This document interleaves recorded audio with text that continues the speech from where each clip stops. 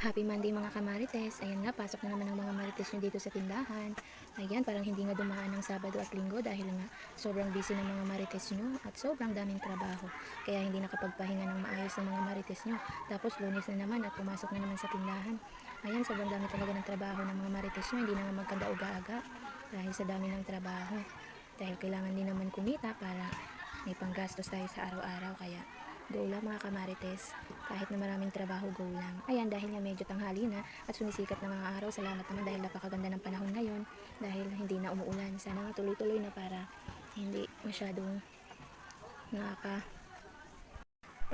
gawa ng kapag maulan ang daming linisin. Ngayon medyo okay naman ang panahon, kaya nakakapagtrabaho tayo ng maayos.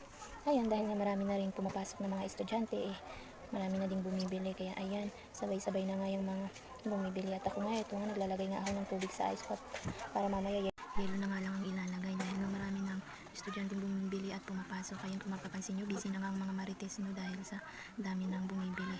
Sumasabay sa aming paglalagay ng mga paninda, kaya naaabala din kami minsan gawa nang hindi kami matapos sa aming ginagawa dahil nga marami nang bumibili. Pero okay lang, alam nyo naman, maraming benta, mas masaya. Ayan, dahil nga nag-time na, pupunta na nga sila sa pinaka-flag ceremony nila dahil Lunes ngayon, meron silang flag ceremony. Ayun, ikakat ko lang muna dito. Salamat!